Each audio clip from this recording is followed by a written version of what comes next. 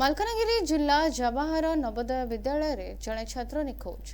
नवम श्रेणी छात्र जीत हलदार गतकाली राति ठारू निखोज रहिथिबा जणापड़िछि। परिवार लोके नवोदय विद्यालय रे पहुंची कांद बोबाळी करुथिबा बेले शिक्षकक नामरे आनिछन्ती सांघातिक अभियोग।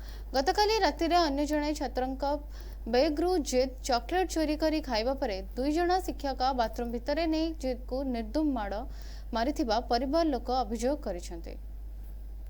हाँ आमे आज आसलु जेएनबी स्कूल रे आमर गोटे छुआ सकाळ बेला सकाळे फोन करथिला प्रिंसिपल महोदय फोन करिकरी कहले कि आपनकर छुआ गोटे पिलार बैग रे चॉकलेट नेचंती सेही बेसिस करिकरी हमको डका हैतिला। आमे जतबेले आसिलु आसिकी जानिबा को पाइली कि छुआटा हमर मिसिंग अछि।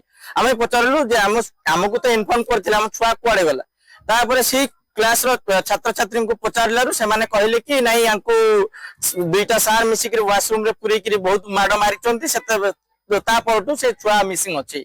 तो आमे प्रिंसिपल को भी बुझाबुझी करिथिलु से कोन से संतुष्टि जनक जवाब हमको देहि नांती कि हमको किछि सहायता करनांती जे हमर छुआ कोठी अछि कोन नाही से आदो ता सहित कोन हेछि आमे किछि जाननु। आही आमे थानार दरस्त हबु हमको उचित न्याय प्रदान करले आमे उपकृत रहिबु। वर्तमान सुधा जीत निखोज थिबा बेले परिवार लोक मालकानगिरी आदर्श थाना रे एने लिखित अभियोग करिसन्ते।